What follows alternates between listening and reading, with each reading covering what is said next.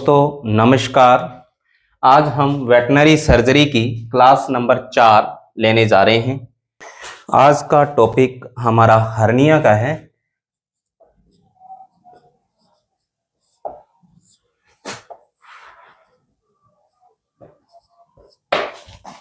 तो सबसे पहले हम इसकी देखते हैं परिभाषा क्या होती है हर्निया की। तो परिभाषा के बारे में बात करें तो जब शरीर का कोई भी अंग किसी नेचुरल या आर्टिफिशियल ओपनिंग से निकलकर त्वचा के नीचे या किसी गुहा के अंदर खिसक जाता है तो उस कंडीशन को हम हर्निया कहते हैं। तो इसमें देखो शरीर का कोई भी अंग हो सकता है, यदि वो अंग या तो नेचुरल यानी कि प्राकृतिक या हम कह सकते हैं आर्टिफिशियल। आर्टिफिशियल का मतलब होता है कृत्रिम।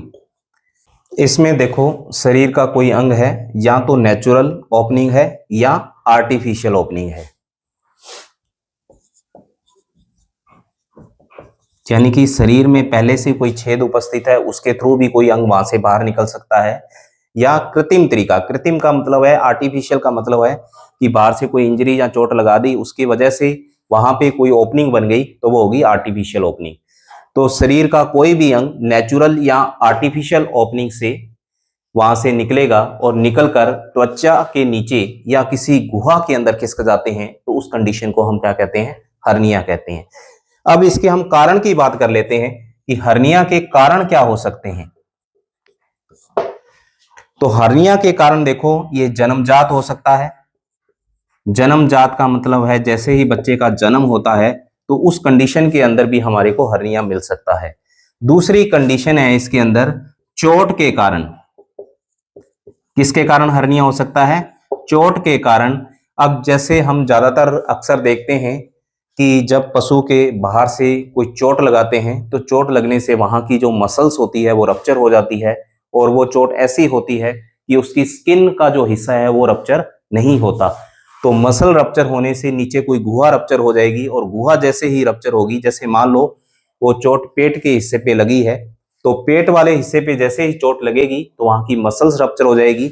मसल्स के बाद एब्डोमिनल कैविटी की जो गुहा होती है उसको हम बोलते हैं पेरिटोनियम से कवर होते हैं जो ऑर्गन, तो रप्चर होने से वहां से ऑर्गन निकलेगा और त्वचा की नीचे खिसक जाएगा, तो ये कंडीशन क्या हो जाएगी?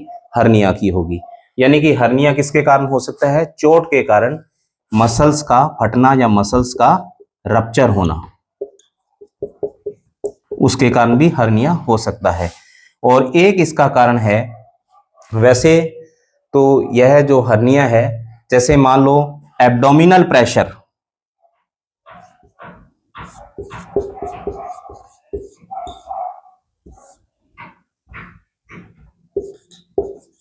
एब्डोमिनल प्रेशर जो है वो एडवांस प्रेगनेंसी के अंदर क्या हो जाता है? बढ़ जाता है। जैसे जैसे प्रेगनेंसी बढ़ती है तो उस कंडीशन के अंदर क्या होता है? एब्डोमिनल प्रेशर जो बढ़ेगा तो इसका जो प्रेशर, वैसे तो ये इंटरनल हर्निया का एक उदाहरण होता है। जैसे हम देखेंगे डीएच के अंदर ये होता है डायफ्रामेटिक हर्निया। तो इसके अंदर क्या होता है कि जैसे ही कोई पशु प्रेग्नेंट है और एडवांस प्रेगनेंसी स्टेज है तो उस कंडीशन में एब्डोमिनल के अंदर जो पेट वाला हिस्सा है उसमें जो बच्चे का साइज बढ़ेगा तो वो प्रेशर डायफ्राम पे पड़ता है। तो डायफ्राम पे प्रेशर पड़ेगा तो कई बार डायफ्राम रप्चर होता है, और वहां से जो रेटिकुलम वाला भाग होता है वो बिल्कुल नजदीक होता है, और जिसके कारण रेटिकुलम वाला जो हिस्सा है वो थोरेसिक कैविटी के अंदर चला जाता है। तो ये कंडीशन जो होती है वो ज्यादातर एडवांस प्रेगनेंसी के केस में होती है, और ये एक इंटरनल हर्निया का टाइप है जिसको अपने डायफ्रामेटिक हर्निया कहते हैं। देखो इसमें हमने इसके कारण देखे, जन्मजात हो सकता है। दूसरा, चोट के कारण मसल का फट जाएगी तो उस कंडीशन के अंदर हर्निया हो सकता है। एक कारण होता है एब्डोमिनल प्रेशर जो होता है बढ़ जाता है जब एडवांस प्रेगनेंसी की कंडीशन होती है, तो उस कंडीशन के अंदर भी हर्निया देखने को मिलता है, और इसका जो डिटेल है वो हम आगे पढ़ने वाले हैं। तो उसके बाद हम नेक्स्ट इसके अंदर देखते हैं हर्निया के भाग।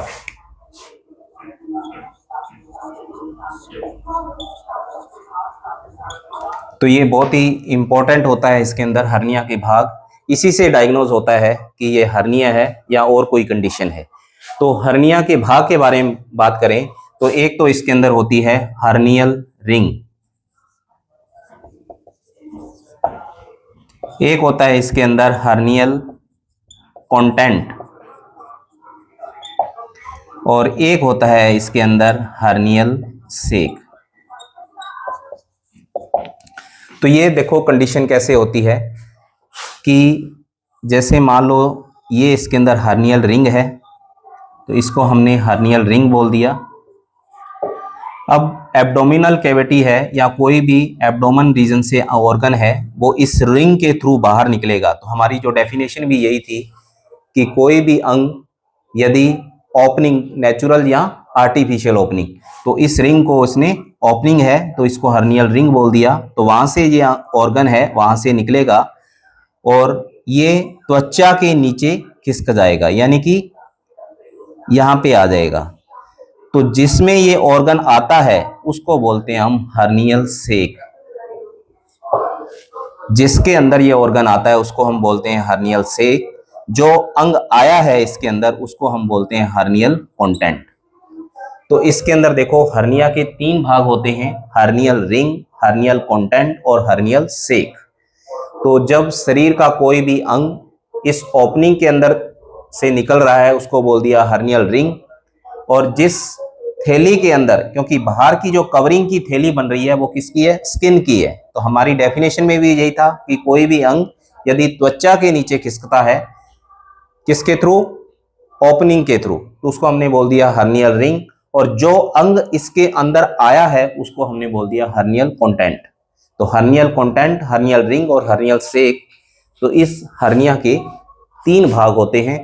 इसी से हम डायग्नोज करते हैं। जैसे कि हमारे को यहाँ से रिंग फील हो जाती है तो हम बता सकते हैं कि यह कंडीशन किसकी है, हर्निया की है। अब हम देखते हैं हर्निया के प्रकार, यानी कि इसके टाइप्स की बात करें या हर्निया के प्रकार कौन कौन से होते हैं। तो सबसे पहला प्रकार आता है इसके अंदर, एक होता है इसके अंदर बाहरी हर्निया। बाहरी हर्निया जिसको अपनी इंग्लिश में बोलते हैं एक्सटर्नल हर्निया। और दूसरा होता है इसके अंदर आंतरिक हर्निया, यानी कि इंटरनल हर्निया। देखो मुख्यतः हर्निया 2 प्रकार का होता है, एक्सटर्नल हर्निया और इंटरनल हर्निया। तो एक्सटर्नल हर्निया का मतलब क्या है कि वह हर्निया जिसके अंदर हर्नियल सेक, हर्नियल कंटेंट व हर्नियल रिंग, हर्नियल सेक, हर्नियल कंटेंट व हर्नियल रिंग उपस्थित होती है, उसको बोलते हैं हम एक्सटर्नल हर्निया। यानी कि वह हर्निया जो हमारे को बाहर से दिखाई दे देगा। जैसे कि ज़्यादातर मैं एक एग्जांपल के तौर पे बता दूं कि अम्बिलिकल जो रीजन है, मान लो कोई ये पशु है और उसके जो नीचे वाला जो पार्ट है अम्बिलिकल रीजन होता है, तो अम्बिलिकल रीजन पर जो हर्निया बनता है वो इस टाइप से बनेगा। तो उसके अंदर हमारे को हर्नियल रिंग भी दिखाई दे देगी, हर्नियल सेक भी दिखाई दे देगा, और जो इसके अंदर ऑर्गन आए हैं उसको हर्नियल कंटेंट कह दिया। तो एक्सटर्नल हर्निया यानी बाहरी हर्निया के अंदर हर्नियल सेक, हर्नियल कंटेंट व हर्नियल रिंग उपस्थित होती है। तो ये तीनों चीजें हमारे को मिलेगी। इसी प्रकार से इसके अंदर दूसरा टाइप है इंटरनल हर्निया या आंतरिक हर्निया। तो इसके अंदर हर्नियल रिंग भी मिल जाएगी और हर्नियल कंटेंट भी मिल जाएंगे, परंतु हर्नियल सेक जो होता है वो इसके अंदर नहीं होता। यानी कि एक्सटर्नल हर्निया में हर्नियल सेक भी था, हर्नियल कंटेंट भी था और हर्नियल रिंग भी थी, लेकिन इसमें हर्नियल रिंग और हर्नियल कंटेंट उपस्थित होते हैं, परंतु हर्नियल सेक जो होता है वो एब्सेंट होता है। ठीक है, तो इसको एग्जाम्पल के तौर पे देखते हैं कि इंटरनल जो हर्निया होता है वो कौन सा होता है। इसका मेनली एग्जाम्पल जो होता है वो एक तो होता है DH जिसको बोलते हैं हम डायफ्रामेटिक हर्निया, और दूसरा इसके अंदर आता है गट टाई। दूसरा एग्जाम्पल है इसके अंदर गट टाई। तो डीएच का जैसे एग्जाम्पल के तौर पर इसको समझाते हैं कि इंटरनल हर्निया कैसे बनता है। तो इसमें हम जानते हैं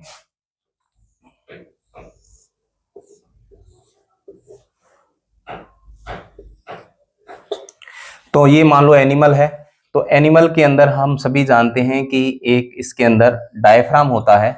तो ये डायफ्राम जो संरचना होती है, तो ये दो प्रकार की कैविटी को बीच में एक पर्दे का काम करता है। तो ये तो इसकी कौन सी कैविटी होती है? एब्डोमिनल कैविटी, यानी कि जो पेट वाला भाग होता है ये होगा, और ये वाला जो होता है इसको हम बोलते हैं थोरेसिक कैविटी। तो बीच में क्या है? इसके अंदर डायफ्राम है। तो अब हमने एक इसका कारण भी देखा था कि एडवांस प्रेगनेंसी की जब स्टेज आती है तो एब्डोमिनल प्रेशर बढ़ता है। तो वो प्रेशर जब बढ़ेगा, ये डायफ्राम वाला जो पार्ट होता है प्रेशर की वजह से यहाँ से ये फट जाता है। अब फटेगा तो यहाँ पे एक छेद होगा, ओपनिंग होगी, और इस ओपनिंग को हम कहते हैं हर्नियल रिंग। इसको बोलते हैं हम हर्नियल रिंग। तो अब इसको हम यदि समझें तो एब्डोमिनल वाला जो पार्ट होता है इसके जस्ट सटा हुआ एक छोटा सा पार्ट जो होता है, पेट के जो चार भाग होते हैं, रूमन, रेटिकुलम, ओमेजम और एबोमेजम। तो रेटिकुलम वाला जो भाग होता है बिल्कुल डायफ्राम से सटा हुआ होता है। तो शरीर का कोई भी अंग एक ओपनिंग के थ्रू वहां से खिसकर किसी दूसरी गुहा के अंदर आ रहा है, यानी कि एब्डोमिनल कैविटी वाली गुहा से किस में गुहा में आ रहा है? थोरेसिक कैविटी की गुहा में आ रहा है। तो यहां से ये अंग खिसकेगा इस रिंग के थ्रू और कहां पे पहुंच जाएगा? थोरेसिक कैविटी के अंदर पहुंच जाएगा। तो थोरेसिक कैविटी के अंदर चला जाएगा। तो अब देखो इसके अंदर हर्नियल रिंग है और ये जो रेटिकुलम वाला भाग अंदर थोरेसिक कैविटी में आया है, तो ये चीज होगी हर्नियल कंटेंट।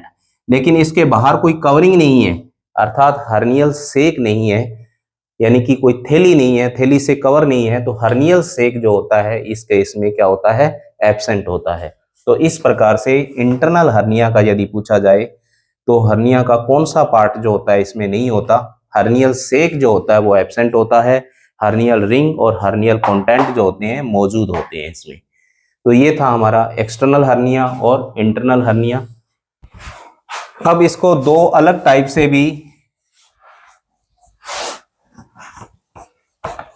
इसको बांटा गया है, तो इसको हम देखते हैं। एक होता है इसके अंदर रिड्यूसिबल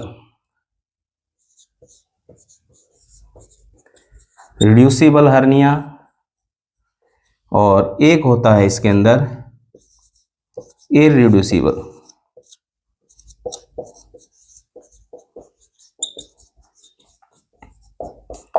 अब हम देखते हैं कि रिड्यूसिबल हर्निया और इररिड्यूसिबल हर्निया क्या होता है। तो सबसे पहले हम देखते हैं इसके अंदर रिड्यूसिबल हर्निया और सेकंड है इसमें इररिड्यूसिबल हर्निया। तो रिड्यूसिबल हर्निया क्या होता है कि जब कोई भी हर्नियल कंटेंट्स हैं तो वो उसको यदि हम धकेलते हैं तो वो वापस अपनी पहले वाली जो जगह पर आ जाते हैं, तो ये कंडीशन कहलाती है रिड्यूसिबल हर्निया की। तो इसको हम एग्जाम्पल के तौर पर समझते हैं। सबसे पहले रिड्यूसिबल हर्निया क्या होता है? तो ये मान लो किसी एनिमल के नाभि वाले रीजन के अंदर अम्बिलिकल हर्निया हुआ है, यानी कि अम्बिलिकल रीजन के अंदर जो हर्निया होगा उसको हम बोलते हैं अम्बिलिकल हर्निया। तो अब इसके अंदर हमने देखा था ये हर्नियल रिंग है, जो ऑर्गन इसके अंदर आए हैं उसको हमने हर्नियल कंटेंट कहा था, और जो बाहर की स्किन की जो कवरिंग है उसको हमने बोल दिया था हर्नियल सेक। तो रिड्यूसिबल और इररिड्यूसिबल हर्निया क्या होता है कि अब जैसे ये हर्निया बना हुआ है तो इस हर्निया को हम ज्यादातर फील्ड कंडीशन में भी देखते हैं कि इसको हम नीचे से प्रेस करते हैं, यानी कि हर्नियल जो कंटेंट है उनको हम बाहर से प्रेस करेंगे ऊपर की ओर।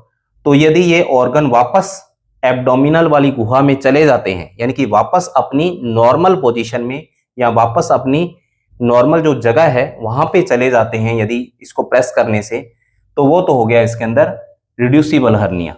और इसी प्रकार से होता है इररिड्यूसिबल। इररिड्यूसिबल में क्या होता है कि जैसे ये रिंग है और यहां से जो अंग आया है उसको हमने क्या बोला था? Hernial content. तो ये हर्नियल कंटेंट क्या करते हैं कि ये जो बाहर की कवरिंग है इसको हमने बोला था हर्नियल सेक। तो ये जो ऑर्गन है, ये अंग हैं, तो ये इसके साथ हर्नियल सेक के साथ उनका एडेजन हो जाता है, अर्थात उनके साथ ये चिपक जाते हैं। जब कोई भी अंग है इस रिंग के थ्रू बाहर निकलकर इस सेक के अंदर आया है तो सेक के साथ क्या हो जाता है, चिपक जाता है। अब चिपकने पर अब यदि हम बाहर से उसको ऊपर की ओर धकेलेंगे तो ये ऑर्गन इस जो गुहा है अर्थात जो रिंग है वो रिंग के थ्रू वापस उस कैविटी के अंदर, एब्डोमिनल कैविटी के अंदर या नॉर्मल अपनी जो वापस पोजीशन है उसमें नहीं जा पाएंगे।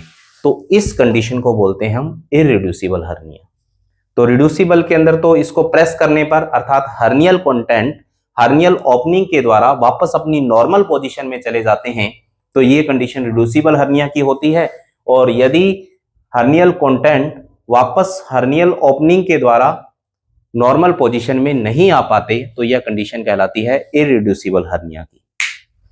एक सुना होगा आपने वेंट्रल हर्निया। अब वेंट्रल हर्निया क्या होता है? तो वैसे देखा जाए, मान लो ये एनिमल है, तो एनिमल की जो वर्टिबल कॉलम है यानी कि रीढ़ की हड्डी वाला ऊपरा हिस्सा जो होता है उसको हम क्या कहते हैं, डोर्सल। और जो नीचे वाला जो हिस्सा है उसको हम बोलते हैं वेंट्रल। और जो साइडें होती है तो वो क्या कहलाती है इसके अंदर, लैटरल। तो अब वेंट्रल हर्निया कैसे बनता है? तो सीधी सी बात है, एनिमल का जो नीचे वाला हिस्सा है या कई बार हम देखते हैं लैटरल हर्निया भी बन सकता है। तो एब्डोमिनल वॉल यदि कट होती है, तो एब्डोमिनल वॉल यदि कट होगी तो उस कंडीशन के अंदर वेंट्रल हर्निया भी हो सकता है या लैटरल हर्निया भी हो सकता है।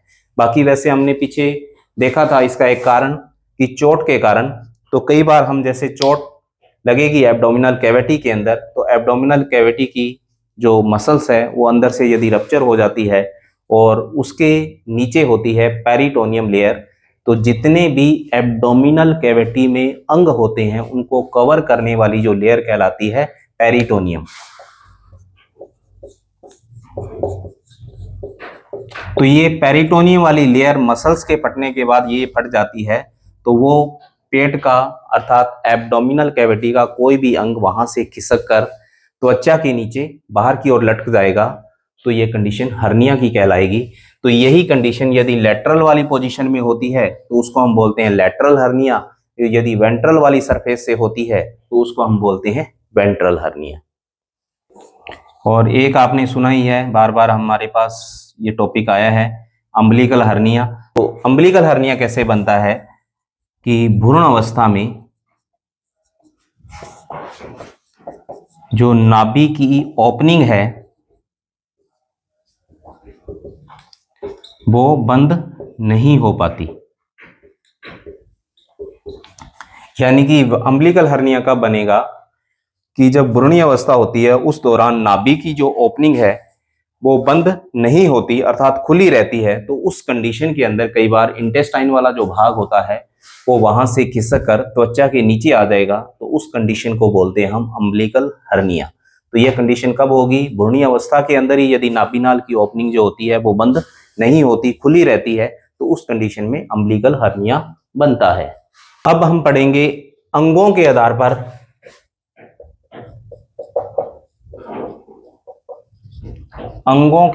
पर हर्निया के प्रकार।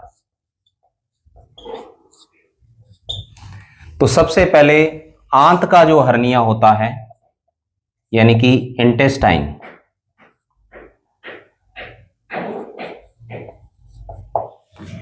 तो इंटेस्टाइन का जो हर्निया होता है उसको बोलते हैं हम इंटेरोसील।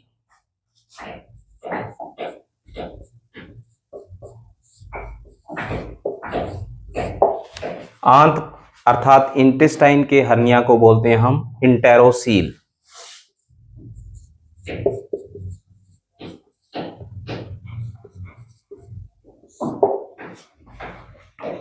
इसी प्रकार से मिजेंट्री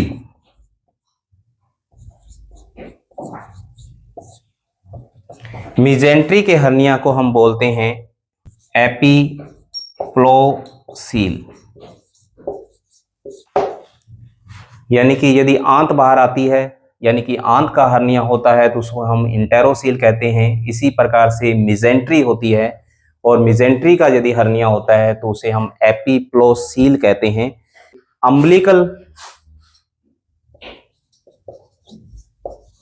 अम्बिलिकल का रीजन का जो हर्निया होता है उसको बोलते हैं हम ओम्फेलोसील, ओम्फेलोसील। मूत्राशय या यूरिनरी ब्लैडर, मूत्राशय, और मूत्राशय को बोलते हैं हम यूरिनरी ब्लैडर, और इसके हर्निया को बोलते हैं वेसिक्युलोसील।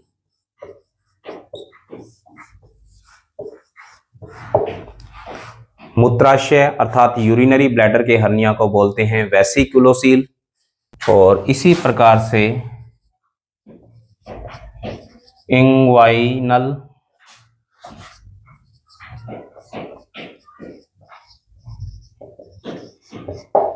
इंग्वाइनल रीजन का जो हर्निया होता है उसको बोलते हैं हम बुबेनोसील।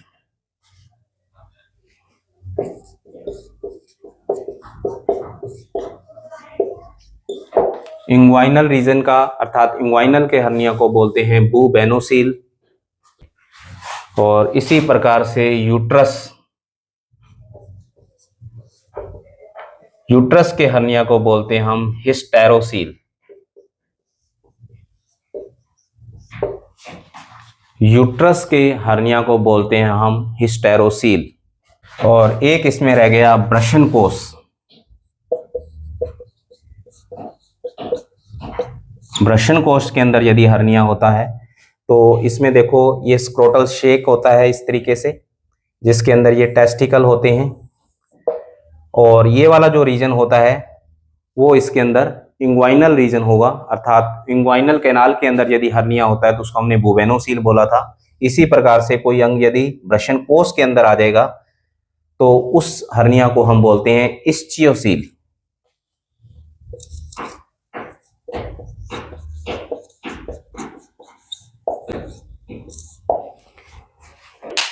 तो ये थे अंगों के आधार पर हर्निया के प्रकार।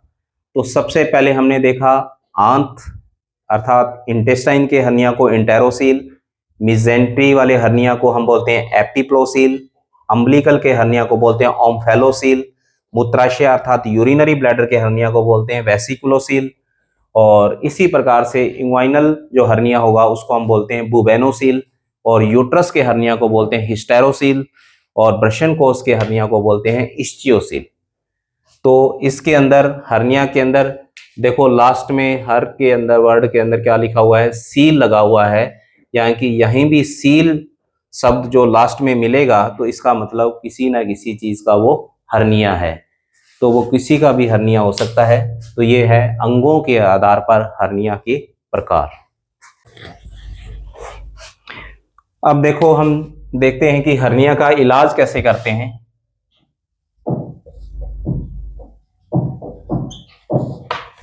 तो हर्निया के अंदर हमने देखा था कि 3 भाग होते हैं हर्निया के, हर्नियल रिंग, हर्नियल कंटेंट और हर्नियल सेक। तो कई बार जैसे हर्निया के अंदर जैसे ये रिंग है, हर्नियल रिंग है या ओपनिंग है जो हर्निया की, तो ये जो ओपनिंग होती है वो छोटी होती है। तो कई बार हम जानते हैं कि ये ओपनिंग जो हर्नियल रिंग की ओपनिंग है वो बहुत ही छोटी है, तो उस कंडीशन के अंदर, और ये हर्निया कौन सा है, रिड्यूसिबल हर्निया है, यानी कि यदि रिड्यूसिबल हर्निया है और रिंग छोटी है तो उस कंडीशन में क्या करते हैं कि जितने भी हर्नियल सेक के अंदर कोई अंग आए थे तो उनको, जैसे हमने देखा था रिड्यूसिबल हर्निया में क्या होता है कि इनको ऊपर की ओर धकेलते हैं तो वापस अपनी नॉर्मल जगह पर चले जाते हैं।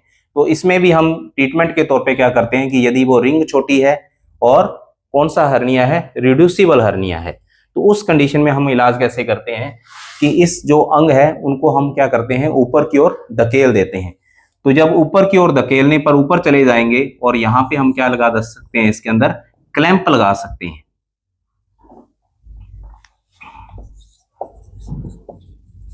यानी कि जैसे चिमटी टाइप होता है उसमें क्लैंप लगा सकते हैं, या इसमें क्या करते हैं कि एक मोटा निवार का हम इस तरीके से पट्टी तैयार करते हैं, तो वो निवार, जैसे ही हमने इस अंगों को ऊपर धकेल दिया तो निवार की जो चौड़ी पट्टी है उसको साइडों से कोई रस्सी से बांध लेते हैं, और ये बाल पट्टी वाला जो हिस्सा है वो सिरिंग के ऊपर सपोर्ट के लिए ऊपर हिस्से के अंदर एनिमल के टाइटली बांध देते हैं।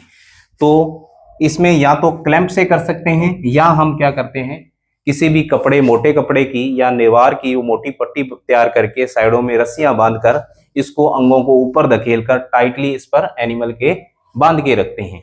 तो कुछ दिनों बाद क्या होता है कि जो रिंग है वहां पे क्या होने लग जाएगा,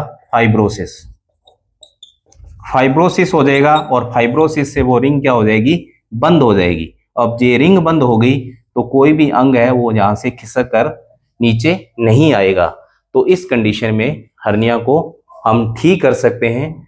तो ये विधि सिर्फ जब हर्नियल रिंग छोटी होती है या रिड्यूसिबल हर्निया की कंडीशन होती है, उसी कंडीशन में ये इलाज हम कर सकते हैं। और यदि मान लो ये रिंग बहुत ही बड़ी है, अब बड़ी रिंग पर ये चीज काम नहीं करेगी, या तो रिंग है वो बहुत ही इसमें अंदर क्या है, बड़ी है, और यदि वो हर्निया क्या है, इरिड्यूसिबल है। तो दो कंडीशन है। इस कंडीशन में जो इलाज हो रहा था वो एक तो रिड्यूसिबल और रिंग छोटी थी। अब इसमें क्या है, इरिड्यूसिबल हर्निया है और रिंग बड़ी है। या तो रिंग बड़ी होगी तो भी ये चीज नहीं कर सकते, और इरिड्यूसिबल हर्निया हमने पढ़ा ही था कि ये ऑर्गन जो होते हैं वो कहां से चिपक जाते हैं, हर्नियल सेक के साथ अडेजन हो जाते हैं, चिपक जाते हैं, तो ये ऊपर की ओर नहीं जाते। तो इस कंडीशन के अंदर हमारे को क्या करना पड़ता है, सर्जिकल ऑपरेशन, यानी कि क्या करनी पड़ेगी, यहाँ पे सर्जरी करनी पड़ेगी। तो सर्जरी के अंदर देखो पूरा डिटेल विधि आपके इतना सिलेबस में नहीं है। तो सर्जरी में हम क्या करते हैं कि जो हर्नियल सेक वाली जो कंडीशन है, इस पे इंसिजन देके, चीरा देके इसको ओपन कर लेते हैं। जितने भी इसके साथ जो अडेजन चिपके हुए हैं उन अडेजन को हम क्या कर देते हैं, हटा देते हैं। अब जब अडेजन इनके हटा दिए गए तो ये ऑर्गन को वापस अपनी नॉर्मल जगह पे पहुंचा देते हैं, और फिर जो हर्नियल रिंग है, ये हर्नियल जो रिंग है इसकी हम क्या कर देते हैं, सूचरिंग करते हैं या टांके लगाते हैं। अब ये बहुत ही इंपॉर्टेंट है इसके अंदर कि हर्निया के ऑपरेशन के अंदर कौन सा प्रकार का सूचर पैटर्न यूज किया जाता है। तो ये इंपॉर्टेंट है इसके अंदर। सूचर पैटर्न की बात करें, सूचर पैटर्न जो यूज किया जाता है इसके अंदर आता है ओवरलैपिंग। और कौन से सूचर मटेरियल से करते हैं, यानी कि जो इसके अंदर धागा काम में आता है, वो भी बहुत इंपॉर्टेंट है। क्योंकि जो ज्यादातर हम यही पढ़ते हैं कि बॉडी के अंदर जो भी हम सूचरिंग या टांके लगाते हैं वो ऑब्जरेबल धागे से लगाते हैं, परंतु इस केस के अंदर जो धागा यूज करेंगे वो कौन सा करेंगे, हम नॉन एब्जॉर्बेबल, नॉन ऑब्जरेबल जो धागा होगा वो यूज करेंगे। यानी कि इसके अंदर हम सिल्क वाला जो धागा होता है वो यूज कर सकते हैं, या रिबन जो होते हैं वो यूज कर सकते हैं, या लेसेस यानी कि फीते जो होते हैं वो भी हम इसके अंदर यूज कर सकते हैं। यानी कि जो धागा यूज होगा वो कौन सा होगा, इसमें नॉन ऑब्जरेबल। और इसका भी इसके अंदर ये है कि ऑब्जरेबल से क्यों नहीं करते, क्योंकि ऑब्जरेबल जो धागा है उसकी लाइफ एक लिमिटेड है, उसके बाद वो डिसॉल्व होने लग जाएगा।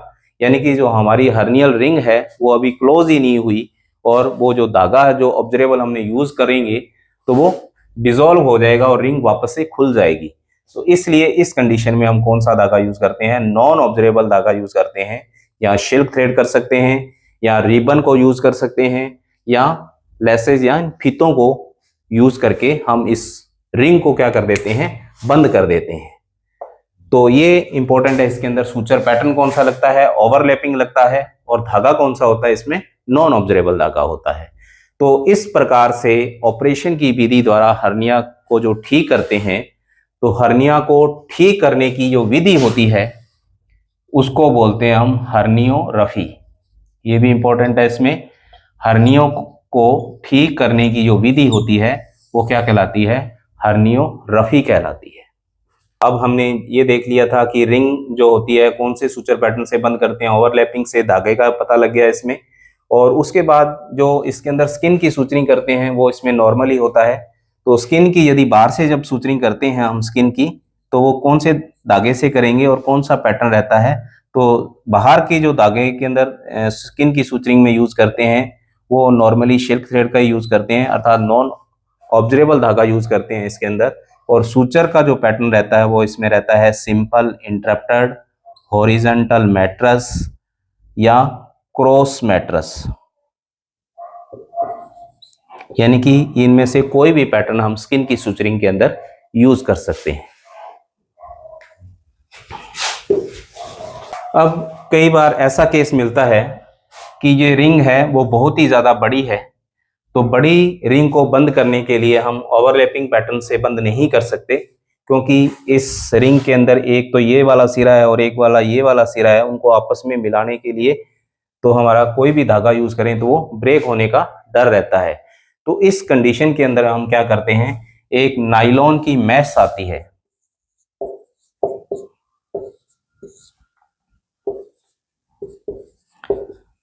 नायलॉन की मैश या जाली टाइप संरचना होती है। तो उस जाली को हम इस हर्नियल रिंग पर रखते हैं। जैसे मान लो ये हर्नियल मैश है और इस जाली को हमने क्या कर दिया, जो ओपनिंग है उसके ऊपर रख के उसके साथ इसकी क्या कर देते हैं, सूचरिंग कर देते हैं। तो यदि वो रिंग बड़ी होती है तो उसमें हम किसका यूज करते हैं, नायलॉन मैश का यूज करते हैं। ठीक है, नायलॉन मैश का यूज करेंगे या कोई भी त्वचा का पीस काटकर, यानी कि स्किन का या त्वचा का कोई पीस काटकर उसको भी हम यूज कर सकते हैं। नायलॉन मैश या त्वचा का पीस काटकर उस रिंग को बंद करते हैं। तो इस कंडीशन के अंदर इसको ठीक करते हैं तो वो क्या कहलाता है, हर्नियोप्लास्टी।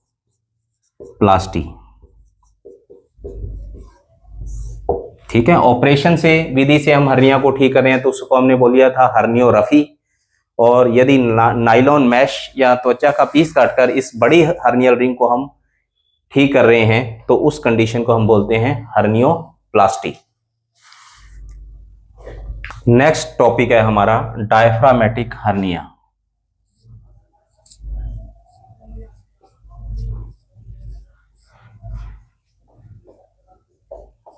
डायफ्रामेटिक हर्निया यानी कि क्या है, डीएच। यानी कि कई बार एग्जाम के अंदर ये भी क्वेश्चन आता है कि डायफ्रामेटिक हर्निया किस प्रकार के हर्निया का प्रकार है। तो ये कौन सा हर्निया होता है, इंटरनल हर्निया यानी कि आंतरिक हर्निया का प्रकार होता है। तो सबसे पहले हम डायफ्रामेटिक हर्निया को समझते हैं। तो इसके अंदर डायफ्रामेटिक हर्निया में क्या होता है,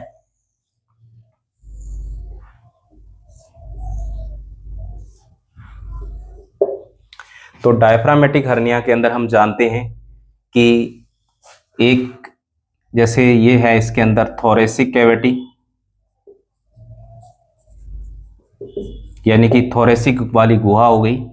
और थोरेसिक गुहा के अंदर क्या होता है कि जो चेस्ट वाला जो हिस्सा होता है, छाती वाला हिस्सा होता है, और एक इसके अंदर बीच में, दोनों के बीच में, यानी कि एब्डोमिनल कैविटी,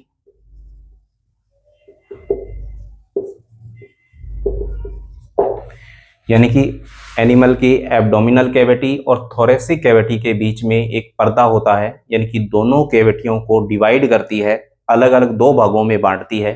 तो बीच वाली जो संरचना होती है उसको हम क्या कहते हैं, डायफ्राम। तो डायफ्रामेटिक हर्निया कैसे बनता है, तो डायफ्रामेटिक हर्निया सिंपल सी चीज है कि यदि इस डायफ्राम के अंदर छेद हो जाएगा और छेद होगा तो इस कैविटी अर्थात एब्डोमिनल कैविटी का कोई भी अंग वहां से खिसकर कहां जाएगा, थोरेसिक कैविटी में आ जाएगा। तो उस कंडीशन को हम क्या कहते हैं, डायफ्रामेटिक हर्निया। तो इसके अंदर हमने ये भी जाना था कि ज्यादातर क्या होता है कि रेटिकुलम वाला जो हिस्सा होता है बिल्कुल डायफ्राम से क्या होता है, सटा हुआ होता है और छोटा पार्ट होता है। और जैसे ही डायफ्राम के अंदर कोई छेद हुआ तो ये अंग यहाँ से खिसक कर कहाँ आ जाएगा, थोरेसिक कैविटी के अंदर आ जाएगा। तो ये कंडीशन क्या कहलाएगी, डायफ्रामेटिक हर्निया। अब देखते हैं इसके डायफ्रामेटिक हर्निया के क्या कारण क्या हो सकते हैं, यानी कि किस किस कारण से बन सकता है। तो कारण की बात करें तो सबसे पहला कारण जो है इसका, ट्रोमेटिक रेटिकुलाइटिस।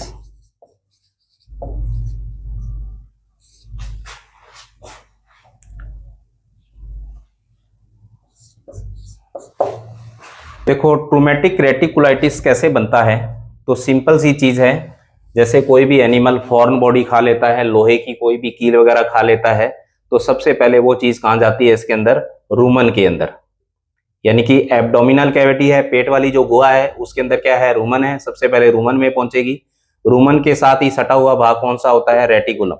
अब रेटिकुलम में चली जाएगी, ये जैसे कोई फॉरेन बॉडी रेटिकुलम में चलेगी, और रेटिकुलम की हम जानते हैं हनीकॉम्ब स्ट्रक्चर होती है, यानी कि कोई भी जो मटेरियल फॉरेन बॉडी का जाएगा तो वो हनीकॉम्ब स्ट्रक्चर की वजह से वहां ट्रैप हो जाता है, फंस जाता है।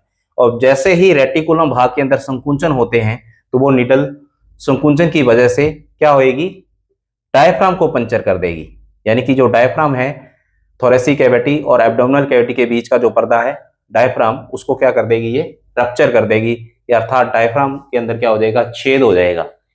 तो ये कंडीशन होती है ट्रोमेटिक रेटिकुलाइटिस। यदि ट्रोमेटिक रेटिकुलाइटिस की कंडीशन है तो भी वो डायफ्राम के अंदर छेद करके रेटिकुलम वाला भाग कहां चला जाएगा, थोरेसिक कैविटी में।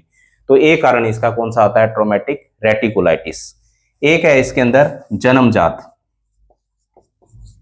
जन्मजात का मतलब होता है कि डायफ्राम किसी पशु के जो बच्चा हुआ है तो उसके अंदर जन्म से ही इस डायफ्राम के अंदर क्या है, छेद है, तो तब भी ये डीएच की कंडीशन बन सकती है। और एक हमने देख लिया था एडवांस प्रेगनेंसी।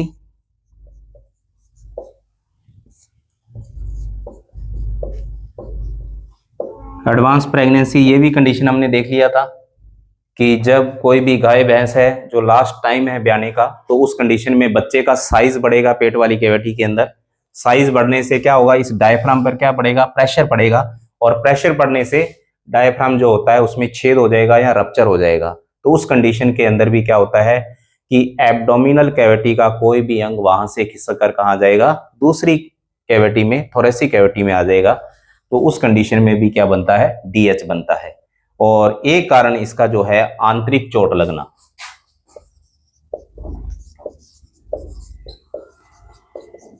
यानी कि अंदर कोई चोट लग गई है, जैसे एनिमल एकदम से गिर गया, ऐसी चोट लग गई है जिस पर डायफ्राम क्या हो जाएगा, यहां से फट जाएगा। तो उस कंडीशन के अंदर भी क्या हो सकता है, डीएच हो सकता है। डायफ्रामेटिक हर्निया के लक्षण क्या आते हैं, यदि मान लो किसी एनिमल के अंदर, ज्यादातर डायफ्रामेटिक जो हर्निया की कंडीशन है बफेलो के अंदर मिलती है, भैंसों के अंदर डायफ्रामेटिक हर्निया की कंडीशन ज्यादा मिलेगी। तो लक्षण की बात करें तो लक्षण इसके अंदर देखो, यदि डीएच की कंडीशन पशु के होती है तो पशु का जो खाना पीना है वो क्या हो जाएगा, बंद हो जाएगा। पशु का खाना पीना बंद हो जाएगा, पशु की जो जुगाली है, रूमिनेशन है, जुगाली करना क्या हो जाएगा, बंद हो जाएगा। डीएच की कंडीशन में पशु अपने दांतों को क्या करेगा, किटकिटाएगा, दांतों से किटकिटाना, ये वाली कंडीशन यानी ये लक्षण मिल रहा है तो डीएच की संभावना बनती है। और क्या आएंगे लक्षण इसके अंदर, एक इसमें मुख्य जो लक्षण आता है वो होता है आफरा। आफरा जिसको हम क्या कहते हैं, ब्लॉट, यानी कि टिम्पैनी। तो इसके अंदर मेन जो क्रिटिकल सिम्टम आता है वो कौन सा इसमें ब्लॉट होता है, फ्रोथी।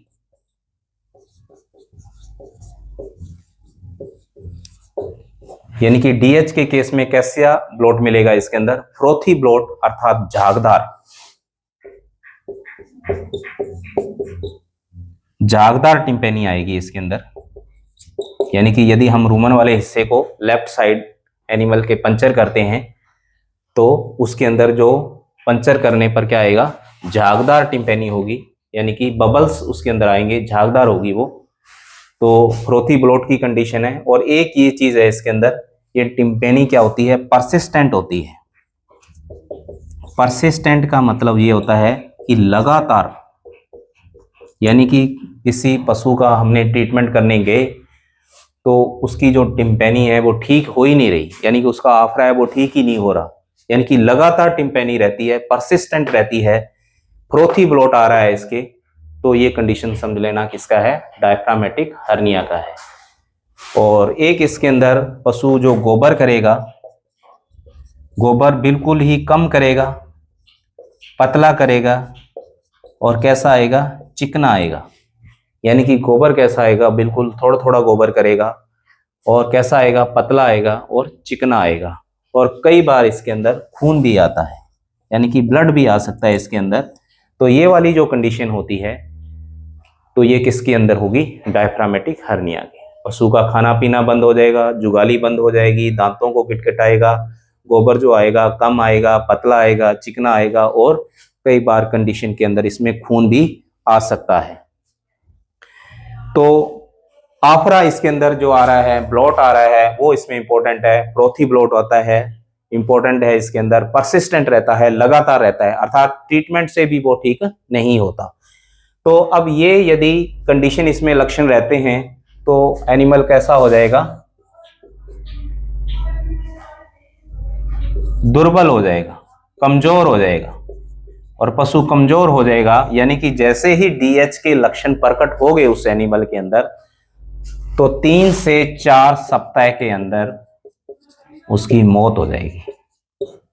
यानी कि यदि कंफर्म हो गया कि डीएच है उसके और ये लक्षण प्रकट हो रहे हैं, तो 3 से 4 सप्ताह के अंदर उसकी मौत हो जाती है। तो ये थे इसके लक्षण। उसके बाद हम पढ़ते हैं इसका डायग्नोसिस कैसे कर सकते हैं। डायग्नोसिस मतलब निदान, निदान यानी कि डायग्नोसिस कैसे कर सकते हैं इसका। तो डायग्नोसिस देखो हिस्ट्री के आधार पर हो सकता है। हिस्ट्री क्या होती है, जैसे हम किसी के घर पर पशु देखने जाते हैं तो ऑनर हमारे को उसकी हिस्ट्री के बारे में बताता है, इसको खाना पीना हमने क्या दिया था, कितने दिन से बीमार है। तो उस हिस्ट्री के आधार पर हम देख सकते हैं भी डीएच की कंडीशन है या नहीं है। दूसरी चीज है इसके अंदर लक्षण, जो लक्षण हमने देखे ही हैं, इसके अंदर प्रोथी ब्लॉट आ रहा था, परसिस्टेंट रह रहा था, तो लक्षण के आधार पे भी कर सकते हैं। तीसरा डायग्नोसिस के तौर पर हम देख सकते हैं कि इसके अंदर एक्सरे, एक्सरे से कर सकते हैं, सोनोग्राफी से हम कर सकते हैं। यदि डायफ्राम उसके अंदर रप्चर है, एब्डोमिनल कैविटी का कोई अंग है, तो यदि वो वहां से खिसक थोरेसिक कैविटी में आ रहा है तो उसमें क्लियर पता लग जाएगा एक्सरे से, लक्षणों के आधार से, हिस्ट्री के आधार पर। और एक चीज और है, अब हमने देखा था डायफ्रामेटिक हर्निया। इस डायफ्रामेटिक हर्निया के अंदर हमने ज्यादातर यही देखा था कि जैसे ही डायफ्राम इसके अंदर पंचर होता है तो रेटिकुलम वाला हिस्सा थोरेसिक कैविटी में जाता है, तो इसलिए इस हर्निया को हम रेटिकुलर हर्निया भी कहते हैं। वो कौन सा हर्निया कहेंगे, रेटिकुलर हर्निया। यानी कि डायफ्रामेटिक हर्निया के अंदर वैसे तो कोई भी अंग हो सकता है, लेकिन नॉर्मली यदि देखा जाए तो रेटिकुलम वाला भाग ही एब्डोमिनल कैविटी से थोरेसिक कैविटी के अंदर पहुंचता है, तो इसलिए इसको हम रेटिकुलर हर्निया भी कहते हैं। अब इसका इलाज कैसे करते हैं। यदि मान लो डायफ्रामेटिक हर्निया किसी एनिमल के हो गया तो उसका इलाज कैसे होता है। तो इसका देखो पूरा डिटेल एलएसए सिलेबस में नहीं है, लेकिन जो कुछ इंपॉर्टेंट चीजें हैं, डायरेक्ट क्वेश्चंस आ सकते हैं, वही बताएंगे। तो इसका इलाज के अंदर देखा जाए तो इसमें 2 प्रकार के ऑपरेशन किए जाते हैं, 2 प्रकार की सर्जरी करते हैं। इसके अंदर 2 ऑपरेशन होते हैं। एक ऑपरेशन होता है इसके अंदर रूमिनोटोमी,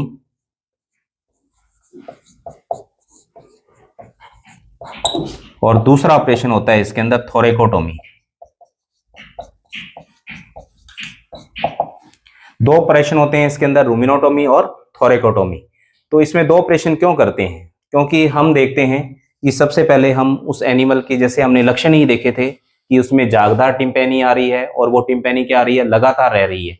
और एक हमने कारण देखा था ट्रोमेटिक रेटिकुलाइटिस, यानी कि कोई फॉरेन बॉडी है और फॉरेन बॉडी ने उस रेटिकुलम को नुकसान पहुंचाया है और वहां से वो पार होकर डायफ्राम को रप्चर करेगी, तो उस कारण को हम हटाने के लिए रूमिनोटोमी करनी पड़ती है। तो रूमिनोटोमी के अंदर क्या करते हैं कि यदि वो केस फॉरेन बॉडी है उसके अंदर, उस पशु के अंदर, जहां उसके अंदर झागदार आफरा है, झागदार आफरा है, तो इस कारण को हटाने के लिए सबसे पहले हम क्या करते हैं, रूमिनोटोमी। क्योंकि सीधी हम यदि थोरेकोटोमी कर देंगे तो हमने कारण को तो हटाया ही नहीं है, तो वो वापस हो सकता है वो केस दोबारा बन जाए। तो इसलिए सबसे स्टार्टिंग जो स्टेज होती है उसकी रूमिनोटोमी। रूमिनोटोमी में उस पशु के कोई भी फॉरेन बॉडी है तो उस फॉरेन बॉडी को हम रूमिनोटोमी से हटा देंगे, या झागदार आफरा है तो उस कंडीशन के अंदर भी रूमन पर चीरा लगाकर जितना भी उसके अंदर फ्रोथी ब्लड जमा हुआ है उसको लगभग बाहर निकाल देते हैं। तो ये ऑपरेशन रूमिनोटोमी का होता है। उसके बाद हम करते हैं इसके अंदर थोरेकोटोमी। जो थोरेकोटोमी ऑपरेशन जो होता है वो हम लगभग 24 से 48 घंटे बाद करते हैं। यानी कि किसी पशु की हमने रूमिनोटोमी की है तो 24 से 48 घंटे बाद हम क्या करेंगे, थोरेकोटोमी। तो थोरेकोटोमी में क्या करते हैं, ज्यादा डिटेल पे नहीं है तो, लेकिन इसमें 7th रिब जो होती है, 7वीं जो पसली होती है इसके अंदर, थोरेकोटोमी जब करेंगे तो 7th रिब यानी कि 7वीं पसली को हम क्या करते हैं, हटाते हैं। क्योंकि थोरेकोटोमी हम जानते हैं कि जैसे मान लो ये एनिमल है तो ये वाला जो हिस्सा इसका डायफ्राम का है, तो यहाँ पे इसके अंदर क्या है, रिब्स हैं। अब थोरेकोटोमी तो थोरेसिक कैविटी के अंदर होगी, तो अब क्या होता है थोरेकोटोमी के अंदर 7वीं जो रिब्स है, 7वीं पसली है, उसको हटाते क्यों है इसके अंदर। अब इसमें देखो 7वीं पसली को हटाने का कारण क्या है कि दोनों पसलियों के बीच के अंदर जो स्पेस होता है बहुत ही कम होता है, तो वहां से सर्जरी पॉसिबल नहीं है। तो इसलिए एक रिब्स को ही हटा देंगे तो इसके अंदर हमारे को काफी स्पेस मिल जाएगा अंदर ऑपरेशन के लिए। तो इसलिए पूछा जाता है कि जब थोरेकोटोमी करते हैं तो उसमें कौन सी पसली को हटाते हैं, तो 7th रिब को हटाया जाता है। तो ये इसका इलाज हो गया। दोस्तों, वेटनरी सर्जरी की क्लासेस आपको कैसी लग रही है, और यदि आप लोग इसमें कुछ सुझाव देना चाहते हो तो कमेंट करके सुझाव दे सकते हो। और यदि मेरे वीडियोस सर्जरी क्लासेस के आपको अच्छे लगते हैं तो प्लीज़ इस वीडियोस को लाइक करें, ज़्यादा से ज़्यादा शेयर करें और मेरे चैनल को सब्सक्राइब करें। धन्यवाद।